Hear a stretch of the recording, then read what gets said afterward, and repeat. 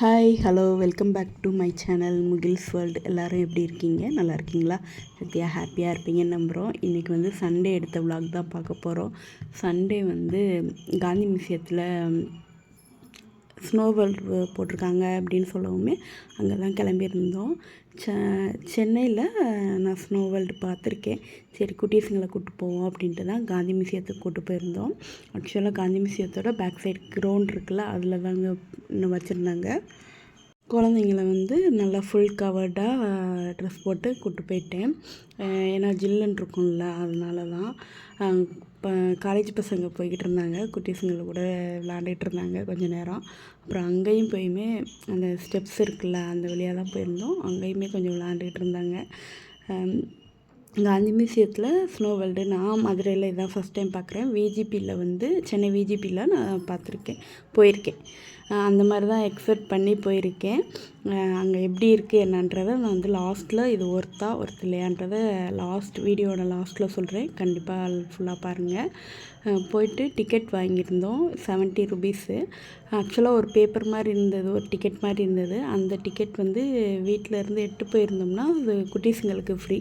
நாங்கள் ஆக்சுவலாக எட்டு போகலை, மறந்துட்டு போயிட்டோம். அப்புறம் அவனுக்கும் வந்து 15 நினைக்கிறேன் டிக்கெட்டு எடுத்துகிட்டு தான் உள்ளே போயிருந்தோம். துருவனுக்கு மட்டும்தான் எடுத்திருந்தோம்.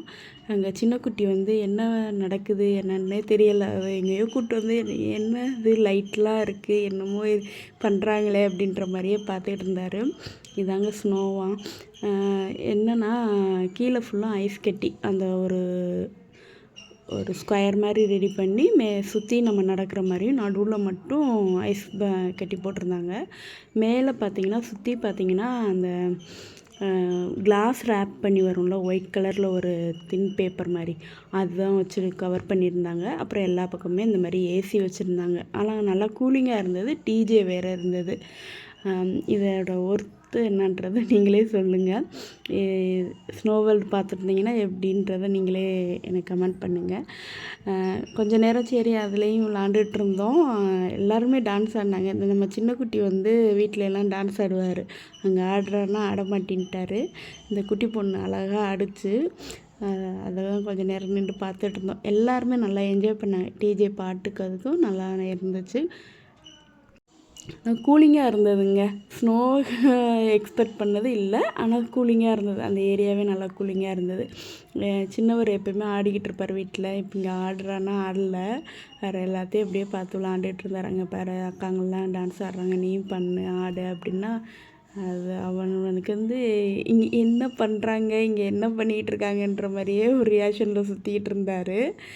அப்புறம் பார்த்திங்கன்னா அங்கங்கே வந்து நம்ம இந்த மாதிரி ஃபோட்டோ எடுக்கிற மாதிரி செட் போட்டிருந்தாங்க. டெடி இதுங்கெல்லாம் வச்சு பெஞ்ச் போட்டிருந்தாங்க. அதில் உட்காந்து ஃபோட்டோ எடுத்துகிட்டு இருந்தோம். எல்லாருமே எடுத்தாங்க. உள்ளேயும் வந்து கேமராமேன் இருந்தாங்க. அங்கே ஃபோட்டோ எடுக்கிறதுனா எடுத்துக்கலாம், நாங்கள் எடுக்கலை.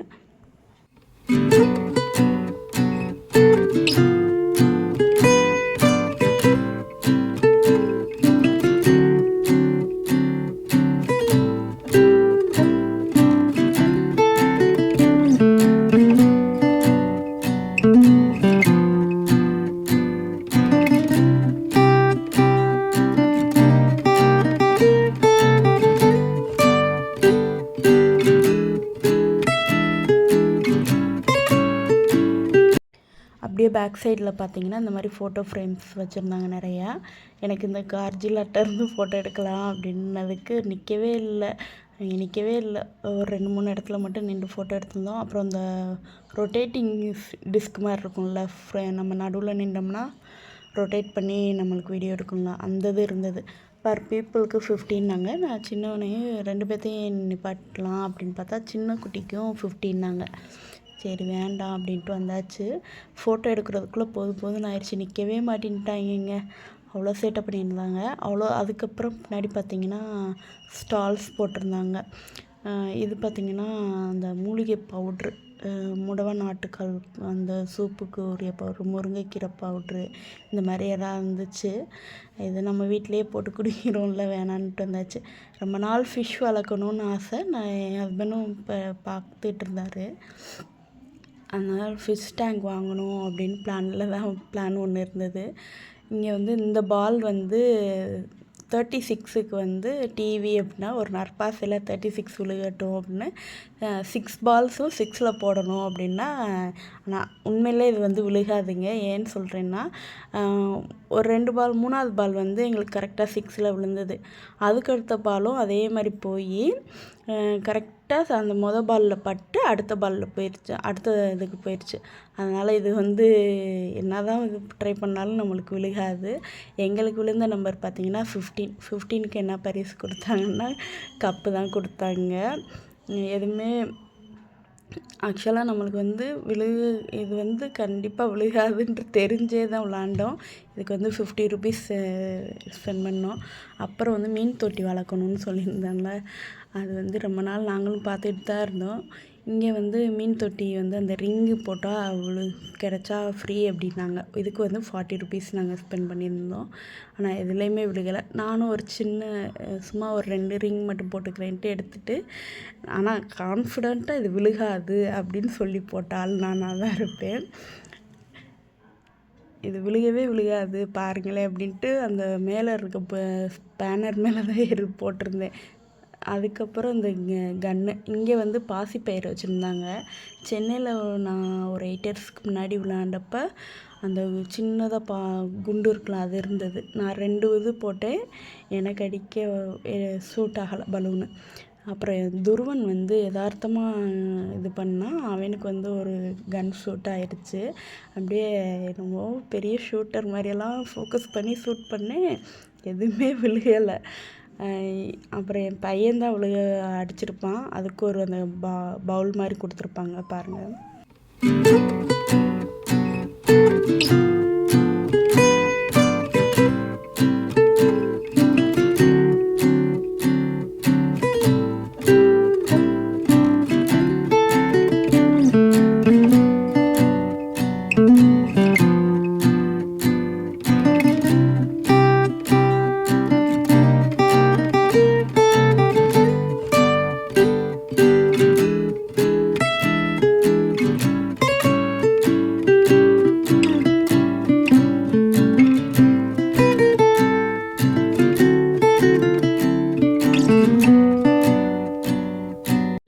ஒரு 4-5 கேம்ஸ் இருந்தது. நாங்கள் 3 தான் விளாண்டோம்.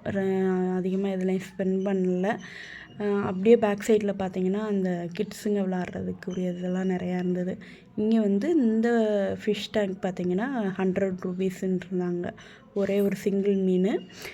அங்கே 40 ஸ்பெண்ட் பண்ணதை இங்கே கொடுத்துருந்தோம்னா கூட வாங்கியிருக்கலாம் அப்படின்னு தோணுச்சு. இது வாங்கினோமா என்னன்றதை நான் கடைசியில் சொல்கிறேன். இங்கே இந்த எக்ஸிபிஷனில் பார்த்தீங்கன்னா மெஹந்தி அப்புறம் டாட்டூ இந்த ஒரே ஒரு கலர் ஃபிஷ் வந்து ஃப்ரீன்னாங்க. அது ஃப்ரீ. அதோட ரிசல்ட்டை நான் லாஸ்ட்டில் சொல்கிறேன். அப்புறம் கொஞ்சமாக வாட்டர் கேம்ஸு இதுங்கெல்லாம் வச்சுருந்தாங்க. துருவனுக்கு வந்து இந்த ட்ரெயின் ரைடு ரொம்ப பிடிக்கும். ஆனால் அந்த வட்டம் அவனும் கேட்கல ட்ரெயின் ரைடு. நாங்களும் எதுலேயுமே விடலைன்றதை விட அவன் எதுலேயுமே இன்ட்ரெஸ்ட் எடுத்து கேட்டுக்கிறல. லாஸ்ட் அந்த போட் மட்டும் கேட்டான். ஓகே போட் மட்டும் ஓகே அப்படின்னு ஆச்சு.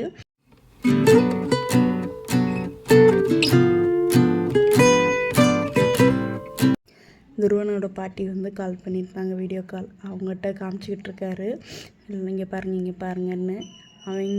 குட்டீஸுங்க 2 பேர்த்துக்கும் ஐஸ்கிரீம் மட்டும் வாங்கி கொடுத்துருந்தோம். அதுக்கப்புறம் சென்னாபூரி வாங்கியிருந்தேன். ஆயில் ஐட்டம் எதுவும் வேணாம் அப்படின்ட்டு சென்னாபூரி மட்டும் வாங்குவோம் அப்படின்ட்டு வாங்கினேன். ஏண்டா வாங்கினேன்னு ஆயிடுச்சு, வேஸ்ட் பண்ண வேணாமேன்னு சாப்பிட்டுட்டு இருந்தேன். நான் மெஹந்தி அப்புறம் இதுங்க ஃப்ரீ டாட்டூ ஃப்ரீன்னு சொல்லியிருந்தேனே. மெஹந்தி பார்த்திங்கன்னா குட்டீஸுங்களுக்கு மட்டும்தானா, பெரியவங்களுக்கு இல்லை. அது ஒரு டிசப்பாயிண்ட் ஆகிடுச்சு. அப்புறம் டாட்டூன்னொன்னே ரொம்ப நாள் டாட்டூ வந்து போடலாம் அப்படின்னு பிளான் இருந்தது. எங்கள் அப்பா பேரும் என் பேரும் எம்மில் ஆரம்பிக்குமா, சரி எம் வந்து டாட்டூ போடணுன்னு ரொம்ப நாள் தோணிக்கிட்டு தான் இருந்தது.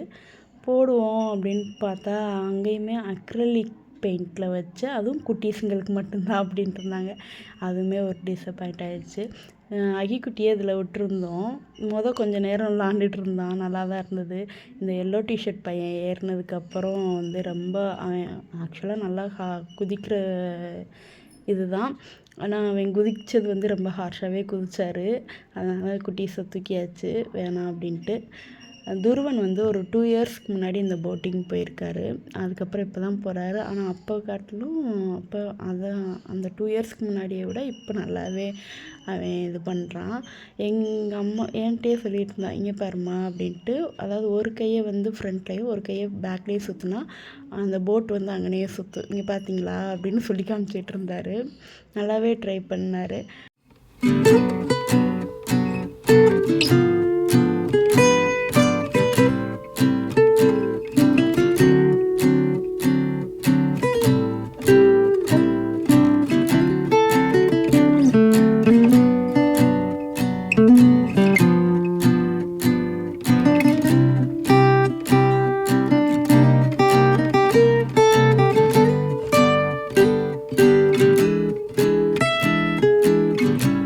இந்த குட்டி பொண்ணு பாருங்களேன், அதுவும் சேம் கலர் ட்ரெஸ்ஸில் வந்திருந்தது. அவனை போட்டு எப்படி வம்பளுத்துக்கிட்டு இருக்குன்னு பாருங்களேன்.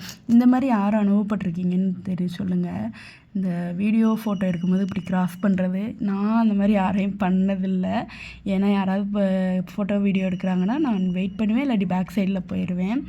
ஒரு 6:30க்காக நாங்கள் வெளியில் வந்துட்டோம். வெளியில் வந்ததுக்கப்புறம் பார்த்திங்கன்னா அப்போ தாங்க க்ரௌட் அதிகம் வந்துகிட்டு இருந்தாங்க. இதோட அப்படியே நாங்கள் கிளம்பி ஒரு ஹோட்டலுக்கு தான் போயிட்டோம் டின்னர் முடிச்சிடலாம்னு.